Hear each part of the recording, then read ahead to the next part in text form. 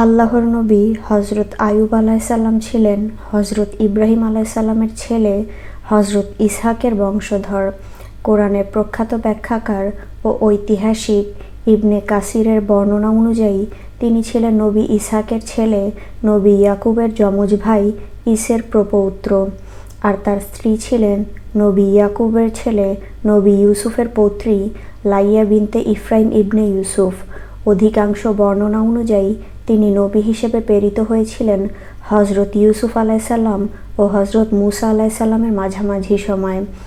আল্লাহ তাআলার অনুগ্রহে জীবনের প্রথম দিকে আয়ুব আলাইসাল্লাম ছিলেন ধন সম্পদ ও সন্তান সন্ততিতে পরিপূর্ণ একজন মানুষ। তারপর জীবনের এক পর্যায়ে আল্লাহ তাআলা তাকে পরীক্ষায় ফেলেন। তিনি তার ধন সম্পদ হারান, সন্তানদের হারান এবং গুরুতর অসুস্থতার আক্রান্ত হন। কিন্তু তিনি আল্লাহ তাআলার রহমতের আশা, আল্লাহ তাআলার উপর ভরসা ও ধৈর্য হারাননি। তাই আল্লাহ তাআলা তার উপর সন্তুষ্ট হন এবং আবার তাকে সুস্থতা, পরিবার ও সম্পদ দান করেন। পবিত্র কোরআনে সূরা আম্বিয়াতে আল্লাহ তাআলা বলেন, স্মরণ করুন আইয়ুবের কথা, যখন তিনি তার পালনকর্তাকে ডেকে বলেছিলেন, আমি দুঃখ কষ্টে পতিত হয়েছি আর আপনি তো সর্বশ্রেষ্ঠ দয়ালু। তখন আমি তার ডাকে সাড়া দিলাম আর তার যত দুঃখ কষ্ট ছিল তা দূর করে দিলাম এবং তার পরিবার পরিজন তাকে দিয়ে দিলাম, আর তাদের সাথে তাদের মতো আরও দিলাম আমার পক্ষ থেকে রহমত এবং ইবাদতকারীদের জন্য উপদেশ স্বরূপ। সূরা সোয়াদে আল্লাহ তাআলা বলেন, আর স্মরণ কর আমার বান্দা আইয়ুবকে, যখন সে তার রবকে ডেকে বলেছিল, শয়তান তো আমাকে কষ্ট ও আযাবে ফেলেছে, অর্থাৎ আমার ধৈর্যচ্যুতি ঘটিয়ে আমাকে আল্লাহর অকৃতজ্ঞ বান্দা বানানোর জন্য কুমন্ত্রণা দিয়ে চলেছে। আমি বললাম, তুমি তোমার পা দিয়ে ভূমিতে আঘাত করো, এ হচ্ছে গোসলের সুশীতল পানি আর পানীয়, আর আমার পক্ষ থেকে রহমত স্বরূপ ও বুদ্ধিমানদের জন্য উপদেশ স্বরূপ আমি তাকে দান করলাম তার পরিবার পরিজন ও তাদের সাথে তাদের অনুরূপ অনেককে। এই আয়াতগুলো থেকে বোঝা যায় আল্লাহ তাআলা যখন তার নবী আইয়ুবকে পরীক্ষায় ফেলেন, তার ধন সম্পদ, সন্তান সবই তার কাছ থেকে কেড়ে নেন এবং তাকে অসুস্থতায় ফেলেন। তখন তিনি আল্লাহর কাছে অবস্থা থেকে মুক্তি চেয়ে দোয়া করেছিলেন, তার রহমত প্রার্থনা করেছিলেন।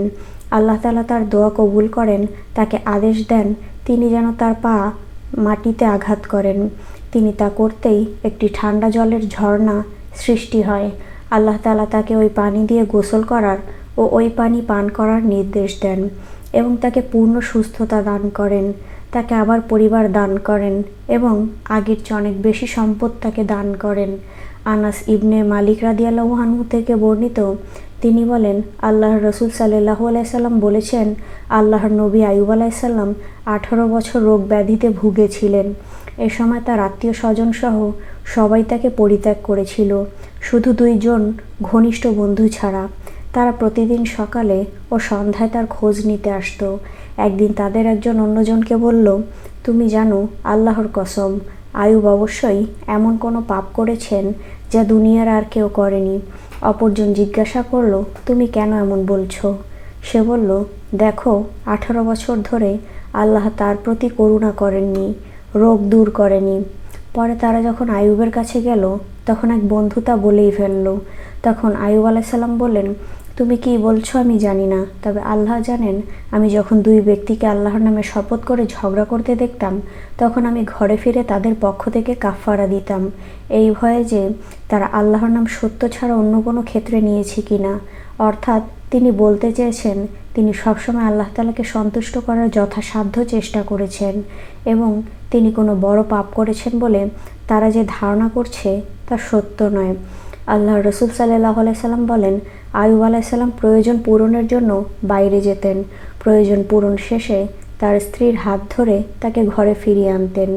একদিন তিনি দেরি করলেন। আল্লাহ তাআলা তার কাছে ওহী পাঠালেন, আপনার পা দিয়ে মাটিতে আঘাত করুন, এই পানি দিয়ে গোসল করুন ও তা পান করুন। স্ত্রী তার দেরি দেখে খুঁজতে বের হলেন। তিনি যখন ফিরে এলেন, তখন আল্লাহ তাআলা তার সমস্ত কষ্ট দূর করে দিয়েছেন এবং তিনি আগের চেয়েও সুন্দর ও সুস্থ হয়ে গেছেন।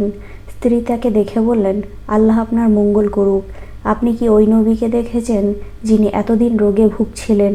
আল্লাহর কসম, সুস্থ অবস্থায় তিনি আপনার মতোই ছিলেন। তখন আইয়ুব আলাইহিস সালাম বললেন, আমি সে নবী। তার ছিল 2টি গুদাম ঘর, একটি গমের জন্য, একটি যবের জন্য। আল্লাহ তাআলা 2টি মেঘ পাঠালেন, একটি গমের গুদামের ওপর বর্ষিত হয়ে সেটিকে স্বর্ণে পরিপূর্ণ করে দিল, আর অন্যটি যবের গুদামের ওপর বর্ষিত হয়ে সেটিকেও পূর্ণ করে দিল। আবু হুরায়রা রাদিয়াল্লাহু আনহু থেকে বর্ণিত, আল্লাহর রাসূল সাল্লাল্লাহু আলাইহি সাল্লাম বলেন, আইয়ুব আলাইহিস সালাম নগ্ন অবস্থায় গোসল করেছিলেন। তখন স্বর্ণের একটি পোকা তার সামনে পড়ল। তিনি পোকাটি কাপড়ে তুলে নিলেন। আল্লাহ তাআলা বললেন, হে আইয়ুব, আমি কি তোমাকে এর চেয়েও বেশি দান করিনি? তিনি বললেন, হ্যাঁ আমার রব, কিন্তু আমি আপনার কোনো বরকত থেকে মুখ ফিরিয়ে থাকতে পারি না।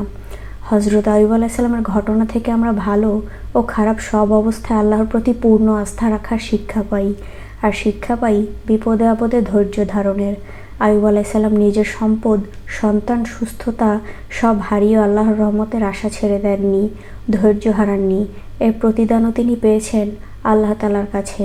নবীজি সাল্লাল্লাহু আলাইহি সাল্লাম বলেন, জেনে রাখো, আপনারা যা অপছন্দ করেন তাতে ধৈর্য ধারণ করাই রয়েছে অনেক কল্যাণ, আর নিশ্চয়ই সাহায্য ধৈর্যের সঙ্গে, কষ্টের সঙ্গে আসে স্বস্তি, এবং কঠিন সময়ের সঙ্গে রয়েছে সহজতা।